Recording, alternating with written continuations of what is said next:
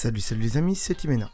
Aujourd'hui dans cette vidéo, je vais répondre à 8 questions qui concernent le transfert de données d'Android vers iPhone. Si vous voulez savoir comment transférer vos données d'un téléphone Android vers un iPhone, eh bien je vous conseille de regarder la première vidéo. Et oui, puisque cette vidéo est en 2 parties. Et donc dans la première vidéo, je vous explique plus en détail la procédure à suivre pour transférer vos données. Donc voici la liste des questions auxquelles je vais répondre tout au long de cette vidéo. Numéro 1, est-ce que ça transfère les applications? Numéro 2, est-ce que ça transfère les sauvegardes de jeux? Numéro 3, est-ce que ça transfère les messages WhatsApp? Numéro 4, est-ce que ça transfère les messages Facebook, Skype, Instagram et autres applications? Numéro 5, je vais répondre à plusieurs questions concernant la carte SIM. Numéro 6, je vais répondre à des questions concernant vos photos. Numéro 7, pourquoi chez certains ça ne marche pas? Et la question numéro 8, est-ce que ça transfère aussi les musiques? Donc on y va, c'est parti.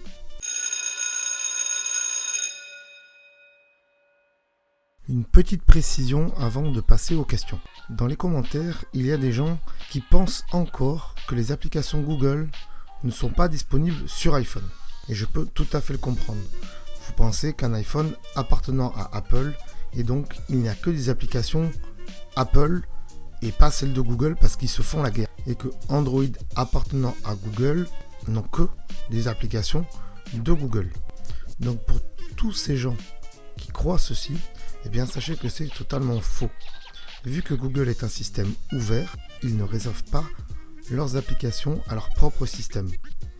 Seules certaines petites fonctionnalités dans les applications peuvent être gardées pour les téléphones de chez Google, à savoir les pixels. Et donc les applications Google en grande majorité sont disponibles également sur iPhone, iPad et donc iOS et iPadOS. Et bien sûr aussi depuis n'importe quel navigateur internet. A contrario, les applications Apple, comme par exemple les notes ou les rappels ou encore des applications de bureautique, elles sont réservées que aux appareils Apple, à savoir iPhone, iPad et Mac. Mais vous pouvez quand même les retrouver sur un navigateur internet, mais il faudra quand même avoir des mots de passe et identifiant Apple. Et du coup, voici la première question. Donc beaucoup me demandent, est-ce que ça transfère les applications? Écoutez, j'ai envie de vous répondre tout simplement non.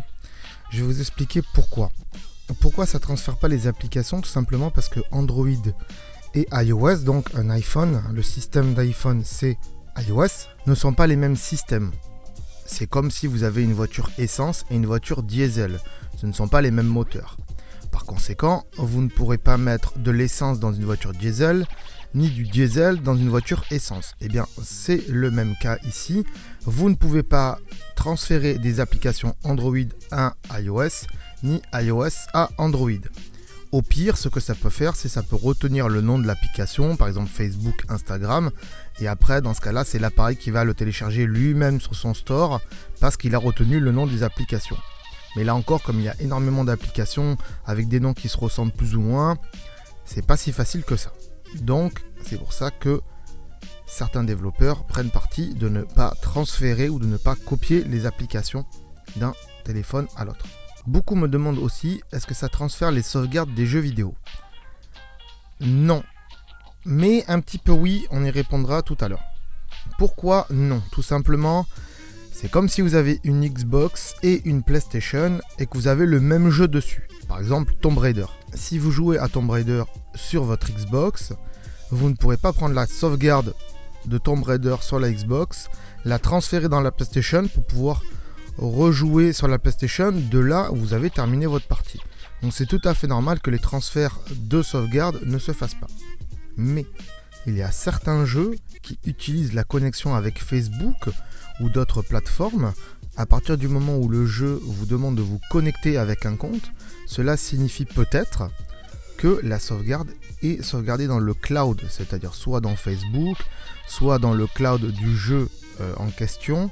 Et dans ce cas-là, eh bien, vous n'aurez plus qu'à vous reconnecter avec vos identifiants Facebook ou autres pour retrouver la sauvegarde. Attention, ce n'est pas sûr à 100%. Pour ceux qui jouent à Clash of Clans, parce que ça m'a beaucoup été demandé aussi, et d'autres petits jeux similaires, je vous renvoie vers la vidéo d'un jeune homme qui explique comment faire pour basculer son compte Clash of Clans et autres d'un téléphone Android vers un iPhone. Je vous mets donc le lien de cette vidéo dans le descriptif. On me demande aussi comment transférer ces messages WhatsApp. Alors là, je vous le dis tout de suite, c'est une grosse galère. J'ai un peu regardé sur internet et pour transférer tous les messages WhatsApp, etc., c'est assez compliqué. Il faut passer par des logiciels sur des ordinateurs. C'est vachement compliqué. C'est plus ou moins faisable. Allez chercher par vous-même. Il n'y a rien du tout en français. C'est quasiment en anglais ou en espagnol. Donc c'est vraiment la merde. Donc dites-vous que WhatsApp, pour transférer les messages, ça va être un peu compliqué. Il est beaucoup plus facile d'ailleurs de transférer des messages WhatsApp d'un vieil iPhone vers un nouvel iPhone ou d'un vieux Android vers un nouveau Android avec un système de backup. Mais bon, je ne vais pas rentrer dans les détails parce que je ne connais pas du tout WhatsApp et je n'utilise pas du tout cette application. Donc si vous avez des questions concernant WhatsApp, ne me les mettez pas dans les commentaires, je n'y répondrai pas. À la suite de cette question qui est à peu près similaire, quelques personnes m'ont demandé est-ce que ça transfère mes messages Instagram, Skype et autres applications de messagerie. Alors dans un premier temps, il faut bien comprendre comment marchent ces applications de messagerie qui sont Skype, Instagram, Facebook Messenger, etc. Ce sont des applications qui utilisent un compte. Ça veut dire que quand vous voulez y accéder, il faut vous connecter avec un mot de passe et un nom d'utilisateur. À partir de ce moment-là, peu importe sur quel appareil vous allez re-rentrer votre mot de passe et vos identifiants, forcément, vous allez retrouver tous vos messages puisque ces messages sont stockés dans le cloud d'Instagram, de Facebook, de Skype, etc. Donc il n'y a pas besoin de se soucier de savoir si ça va transférer ou pas les messages. Normalement, c'est fait automatiquement. Il y a également pas mal de messages concernant la carte SIM, de savoir où est-ce qu'on la met, dans le téléphone Android, dans l'iPhone. Eh bien, tout simplement, la carte SIM, il faut la mettre dans l'iPhone. Il est vrai que depuis quelques temps, c'est assez récent, on n'est plus obligé d'activer un iPhone avec une carte SIM, mais il n'y a pas si longtemps, c'était encore le cas. Et donc, quoi qu'il arrive, pendant la procédure, il faudra mettre la carte SIM dans un iPhone. C'est pour ça qu'il vous faut du Wi-Fi, puisque il faut que votre téléphone Android soit connecté au Wi-Fi, votre iPhone également, mais la carte SIM est là pour activer l'iPhone et non pas pour faire le transfert. Ensuite, les contacts qui sont stockés sur une carte SIM, chez Apple, ça n'existe pas. Apple ne stocke aucun contact dans la carte SIM. Donc oubliez cette histoire de contacts qui sont stockés dans la carte SIM. Ce que va faire le processus, c'est de copier les contacts qui sont dans votre téléphone Android et les transférer en Wi-Fi dans votre téléphone iPhone. Il y a aussi des gens qui m'ont fait la réflexion, oui, mais ma carte SIM ne rentre pas ou est trop petite pour rentrer dans mon iPhone. C'est tout à fait normal puisque il faut savoir que actuellement dans le monde entier, il y a 3 formats de carte SIM. La carte SIM classique, la mini SIM et la nano SIM. La mini SIM et la nano SIM sont des formats qui ont été poussés par Apple. Oui, puisqu'ils voulaient toujours de plus en plus réduire les cartes SIM afin de gagner de la place dans le téléphone pour mettre plus de composants. Résultat, votre iPhone a forcément la taille d'une mini SIM ou d'une nano SIM pour les plus récents. Dans ces cas-là, il faudra que vous demandiez à votre opérateur qui vous renvoie une nouvelle carte SIM au format qui va avec votre iPhone, à savoir nano pour les plus récents ou mini pour un iPhone 5 par exemple. Pas mal de personnes ont aussi peur pour les photos, surtout quand il y en a beaucoup. Il est vrai que sur un iPhone, selon le modèle que vous prenez, il n'y a pas beaucoup de stockage sur ce téléphone.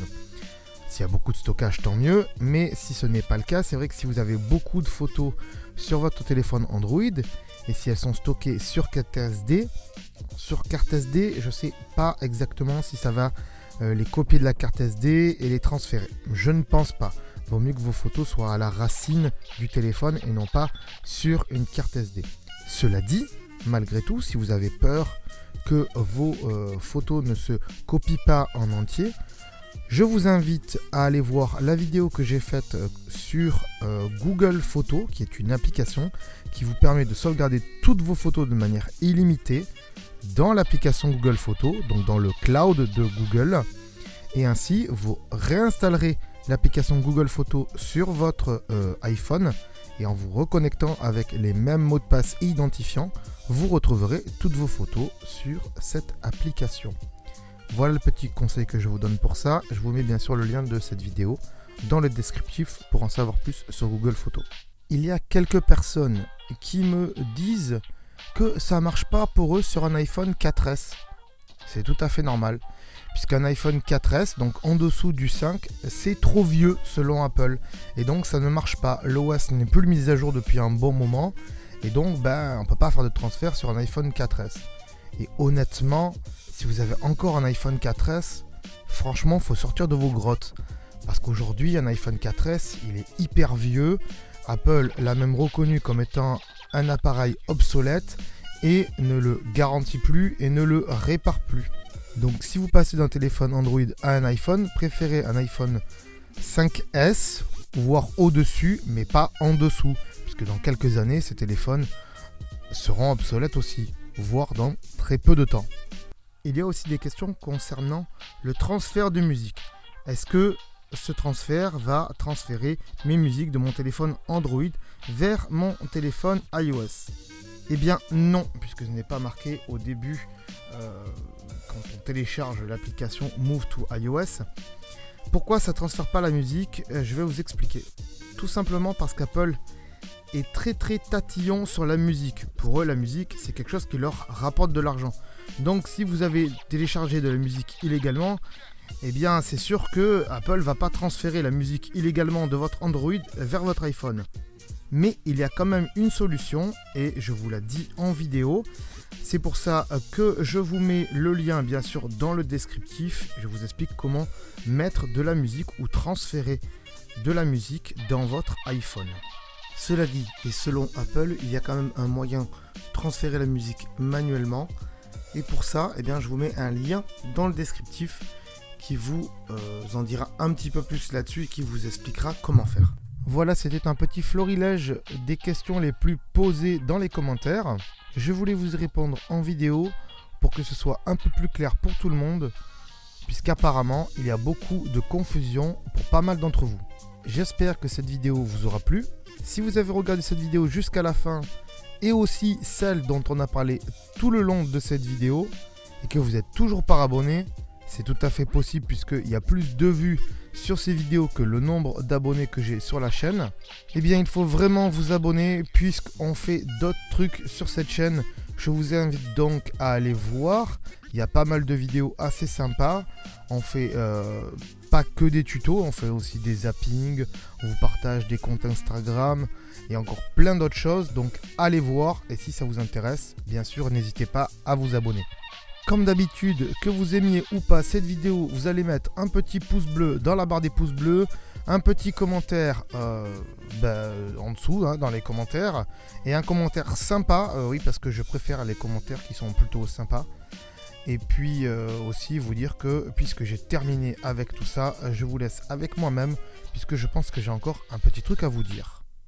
Ah, avant de partir, j'allais oublier. Tu vois ce que j'ai dans la main là? Tu le vois pas? Sérieux? Si t'es sur YouTube, tu le vois de toute façon, hein. Voilà, là, tu cliques. Voilà, tu cliques. Ouais, tu t'abonnes, ouais. C'est pas fait? Je m'en fous, je reste là. Je reste là, je suis pas pressé. Voilà, tu peux toujours aller vérifier les Facebook et compagnie, hein. Voire même la deuxième chaîne YouTube, hein. Abonne-toi aussi, hein. Moi, j'attends. C'est fait? Ah, c'est cool. Merci alors. Allez, ciao, à bientôt.